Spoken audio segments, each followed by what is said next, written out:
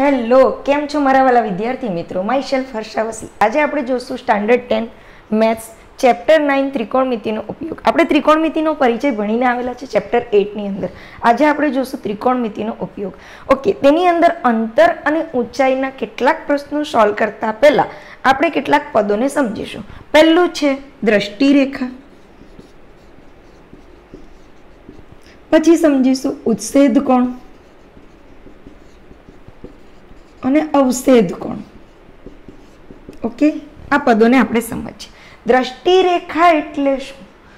તો નિરીક્ષક કે જે કોઈ પદાર્થનું નિરીક્ષણ કરે છે, તો નિરીક્ષકની આંખથી પદાર્થ સુધી જે આપણે લાઈન દોરીએ, જે લાઈન લંબાવીશું, દાખલા તરીકે નિરીક્ષકની આંખ અહીંયા છે, તો અને કોઈ પદાર્થ જમીનથી ઉપર અહીંયા આવેલો છે, તો આ નિરીક્ષકની આંખથી પદાર્થ સુધી જે લંબાવેલી આ જે લાઈન છે, આ જે રેખા છે, એને આપણે શું કહીશું?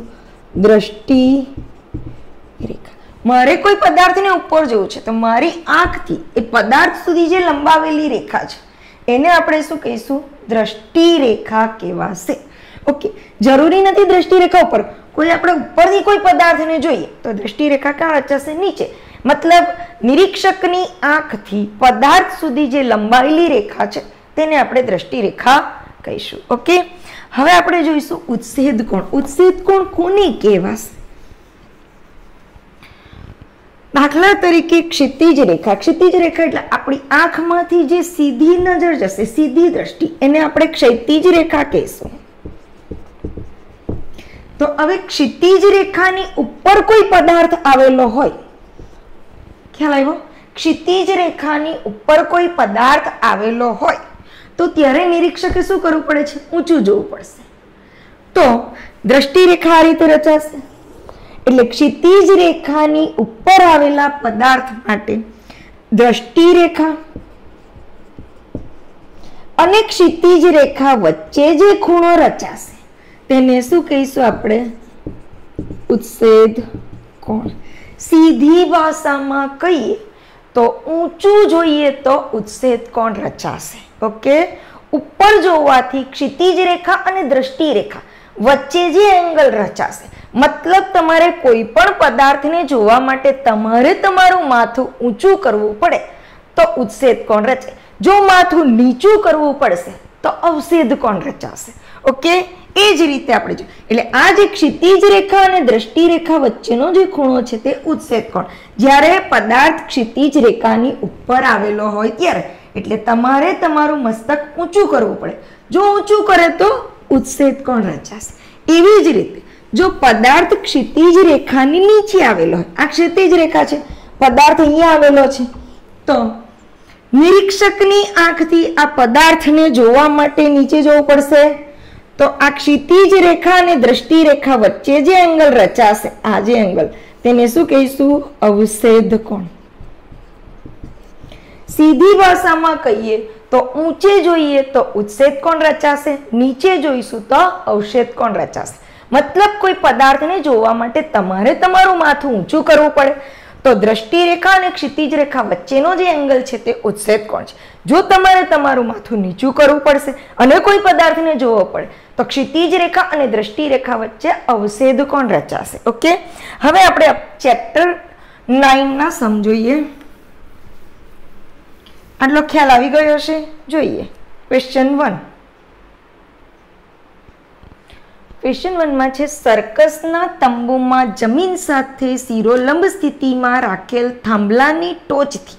પહેલા જોશું જમીન સાથે શિરોલંબ સ્થિતિમાં રાખેલ થાંભલો. તો આ જમીન છે. ઓકે, ખ્યાલ આવી ગયો? જમીન સાથે શિરોલંબ એટલે 90 ડિગ્રી આ થાંભલો આવેલો છે. શિરોલંબ સ્થિતિમાં રાખેલો આ એક થાંભલો છે. ખ્યાલ આવી ગયો? આ થાંભલો. હવે શું કીધું? વાંચો. થાંભલાની ટોચ એટલે આ ટોચ.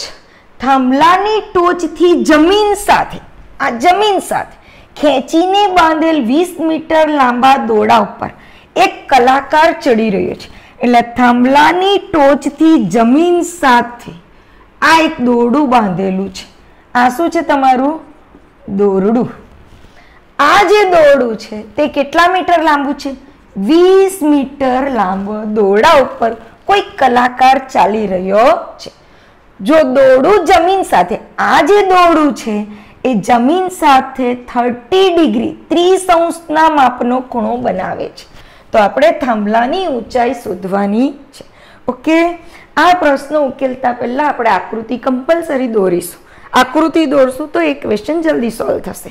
ઓકે, હવે નામ આપી દઈએ A, B અને C. તે પહેલા થોડું 8મું ચેપ્ટર તમે યાદ કરો.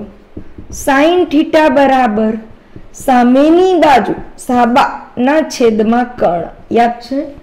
સામેની બાજુના છેદમાં કર્ણ. cos θ બરાબર પાસેની બાજુના છેદમાં કર્ણ.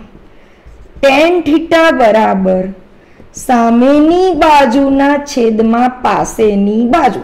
આ સૂત્ર યાદ કરજો, એની અહીંયા જરૂર પડશે. 8મું ચેપ્ટરના વિડીયો છે, જોઈ લેવા. એની વેલ્યુનો પણ ટ્રીક કેવી રીતે યાદ રાખવી તેનો પણ વિડીયો છે, તે પણ જોઈ લેવો. ઓકે, જોઈ લો. હવે આપણે આકૃતિ તૈયાર થઈ ગઈ. શું શોધવાનું છે? થાંભલાની ઊંચાઈ શોધવાની છે. પહેલા લખી દઈએ AB બરાબર થાંભલાની ઊંચાઈ એ શોધવાની છે, એટલે ક્વેશ્ચન માર્ક. AC બરાબર દોરડાની લંબાઈ એ આપેલી છે. કેટલી આપેલી છે? 20 મીટર. ઓકે, અને BC એટલે જમીનથી દોરડા વચ્ચેનું, થાંભલાથી દોરડા વચ્ચેનું અંતર છે. ઓકે, હવે આપણી પાસે શું છે? આ θ 30 છે.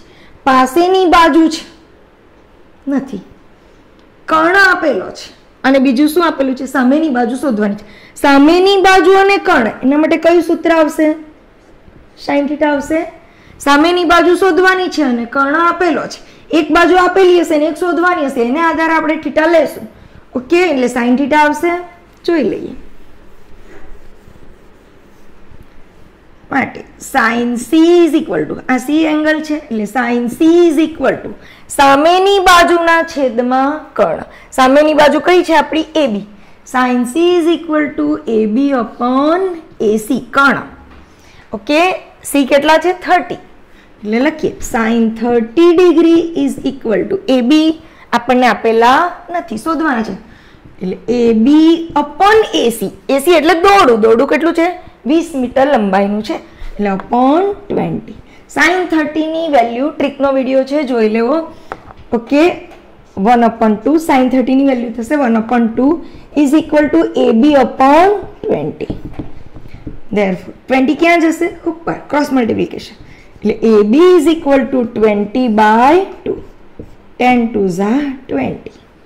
10 દુ 20. માટે AB બરાબર 10 મીટર. ચલો, AB શું છે? થાંભલાની ઊંચાઈ. તો લખી દઈએ, તમારો આન્સર આવી ગયો. માટે થાંભલાની ઊંચાઈ બરાબર, થાંભલાની ઊંચાઈ બરાબર 10 મીટર. ઓકે, એકદમ ઇઝી છે, નોટ ડાઉન કરી લો. જોઈએ આપણે ક્વેશ્ચન નંબર 2. ક્વેશ્ચન 2માં છે, વાવાઝોડાને કારણે એક ઝાડ એ રીતે ભાંગીને વળી જાય છે કે જેથી તેની ટોચ જમીન સાથે 30ના માપનો ખૂણો બનાવે. ચાલો, આ એક ઝાડ છે. ઓકે,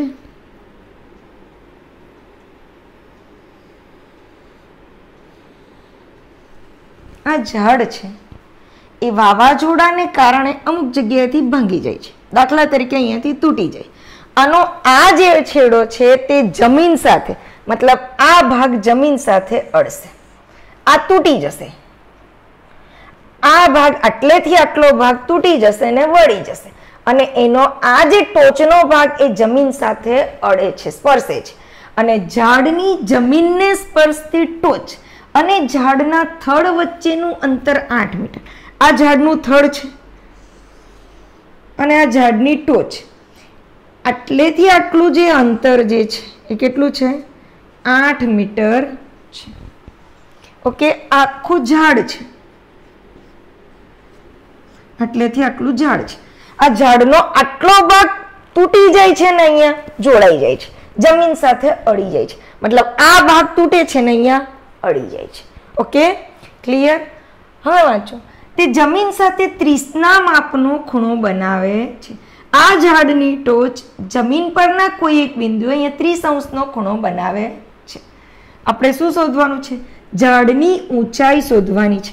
મતલબ આખી આ ઝાડની ઊંચાઈ છે, પણ આપણને આ જે અંતર છે તે ક્યાં મળશે? આટલા ભાગમાં મળશે. ઓકે, ચાલો આપણે નામ આપી દઈએ, A, B, C, D. ચાલો, ઝાડની ઊંચાઈ કેટલી છે? A થી C સુધી, એટલે AC બરાબર ઝાડની ઊંચાઈ. ઝાડ B બિંદુએથી વળી જાય છે, તેનો છેડો A એ D બિંદુએ જમીન સાથે સ્પર્શે છે. ઝાડ બિંદુ B પાસેથી ભાંગીને તેની ટોચ કઈ છે? ટોચ એ જમીન પરના ડી બિંદુએ અડે છે.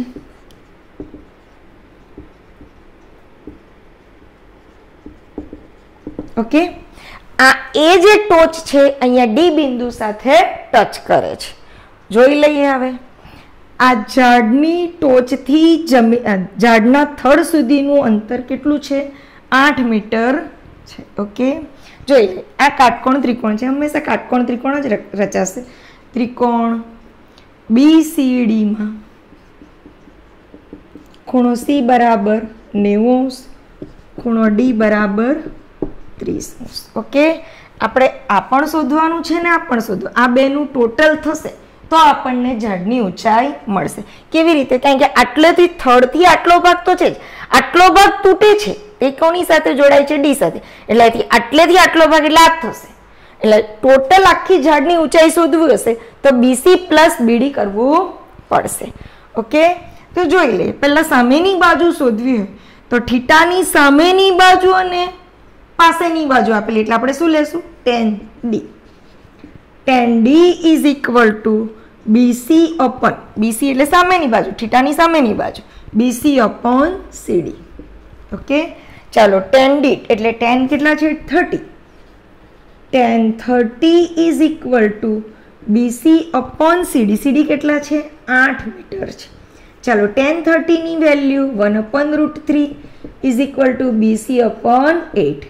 એટલે BC ઇઝ ઇક્વલ ટુ 8 ક્યાં જશે? ક્રોસ મલ્ટીપ્લિકેશન ઉપર થશે, 8/√3. પણ આપણને BD પણ જોઈએ છે એટલે BC ને રવા દઈએ. હવે જોઈશું આ કર્ણ છે અને પાસેની બાજુ અને કર્ણ હોય તો કયું સૂત્ર એપ્લાય કરીશું? cos. એટલે લખી દઈએ cos D બરાબર પાસેની બાજુ એટલે CD અપન કર્ણ એટલે BD. આ CD પાસેની, થીટાની પાસેની બાજુ છે, BD કર્ણ છે. ચાલો, cos DD કેટલા છે? 30. cos 30 is equal two CD એટલે 8 અપન BD શોધવાના છે. cos 30 ની value √3/2 is equal two 8 અપન BD. ચાલો, BD ઉપર જશે, √3 નીચે આવશે, એટલે √3BD is equal two 8×16. Therefore BD is equal to 16 upon √3. પણ આખા ઝાડની ઊંચાઈ હશે તો BC plus BD થશે, કારણ કે AC is equal to BC plus BD થશે. એટલે લખી દઈએ ઝાડની ઊંચાઈ બરાબર BC plus BD. Sorry, plus. ચાલો, BC કેટલા છે આપણી પાસે? 8 upon √3 પ્લસ BD 16 upon √3. ચાલો, લસા સરખો છે એટલે √3 એક જ વાર લખીશું. 8 plus 16 બાજુમાં લખી દઈએ, 8 plus 16 upon √3. 8 plus 16 મતલબ 24 upon √3. પણ આપણે છેદ કોઈ દિવસ રૂટમાં લાવશું નહીં, એટલે આપણે શું કરીશું? √3 વડે કરણી કરી નાખીએ, મલ્ટીપ્લિકેશન. √3 જો છેદ √3 છે એટલે ઉપર નીચે √3 વડે ગુણ્યા. એટલે શું આન્સર આવશે? 24 √3 અપોન √3 × √3 એટલે 3. 3 8 24 એટલે 8 √3. એટલે ઝાડની ઊંચાઈ કેટલી થશે? 8√3 આવશે. ઓકે, નોટ ડાઉન કરી લો.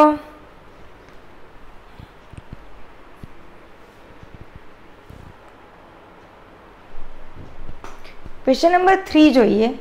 એક ઠેકેદારે બાળકને રમવા માટે બગીચામાં 2 લપસણી બનાવવાની છે. 2 લપસણી બનાવવાની છે.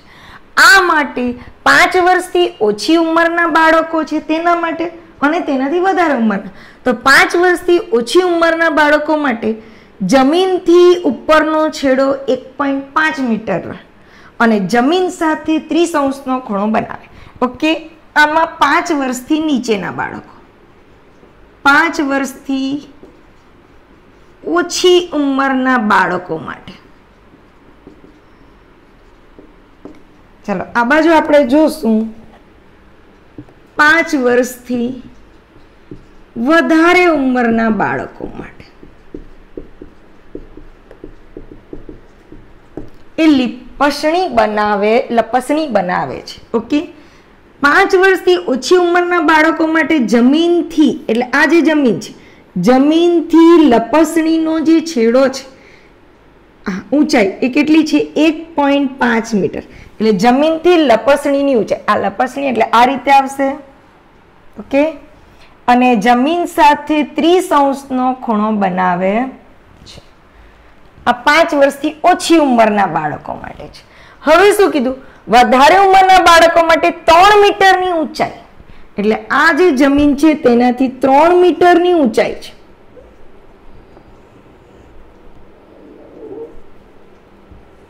હવે વાંચો આગળ. સીધો ડાળ હોય તથા જમીન સાથે 60નો ખૂણો બને. ખૂણો મોટો તો તેની સામેની બાજુ પણ મોટી. આ 60° ખૂણો બનશે. તો આ જે લપસણી છે એની લંબાઈ શોધવાની છે. આમાં પણ લપસણીની લંબાઈ શોધવાની છે. એ બંને લપસણીની લંબાઈ શોધવાની છે. ઓકે, નામ આપી દઈએ. A, B, C, કાટખૂણો બને છે. P, Q, R. ઓકે, ચાલો. AC બરાબર લપસણીની લંબાઈ. ક્વેશ્ચન માર્ક શોધવાનો છે. AB બરાબર 1.5. જમીનથી લપસણીનું અંતર. આ નાના બાળકો માટે છે. હવે ત્રિકોણ ABC માં ખૂણો B બરાબર 90°, ખૂણો C બરાબર 30°. હવે ખૂણાની સામેની બાજુ આપેલી છે અને કર્ણ શોધવાનો છે. તો સામેની બાજુ અને કર્ણ માટે આપણે શું યુઝ કરીશું? સાઇન. ઓકે, એટલે લખીશું sin C is equal two સામેની બાજુ એટલે થીટાની સામેની બાજુ AB અપોન AC. C એટલે 30 લખી દઈએ. sin 30 is equal to 1.5 upon AC. sin 30 ની વેલ્યુ થશે 1/2, એટલે 1/2 is equal to 1.5 upon AC. Cross multiplication થશે. Therefore AC is equal to 2 into 1.5, 15 દુ 30 એટલે 3.0, મતલબ કેટલા આવશે?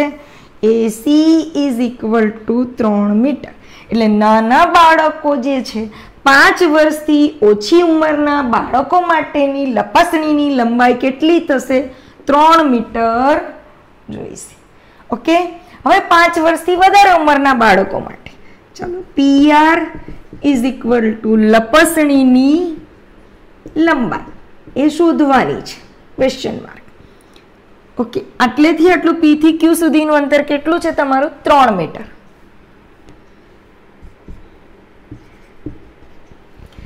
જમીનથી લપસણીની આટલી ઊંચાઈ જે છે તે 3 મીટર છે. એટલે PQ બરાબર 3 મીટર. ત્રિકોણ PQR માં ખૂણો Q બરાબર 90°, ખૂણો R બરાબર 60°. આની અંદર સામેની બાજુના છેદમાં કર્ણ શોધવાનો છે. લપસણીની ઊંચાઈ શોધવાની છે. જોઈ લઈએ. એટલે સાઇન જ એપ્લાય કરીશું. sin R is equal to PQ upon PR. સામેની બાજુના છેદમાં કર્ણ. ચાલો sin R એટલે sin 60. sin 60 is equal two 3/PR. sin 60 ની વેલ્યુ થશે √3/2 ઇઝ ઇક્વલ ટુ 3/PR.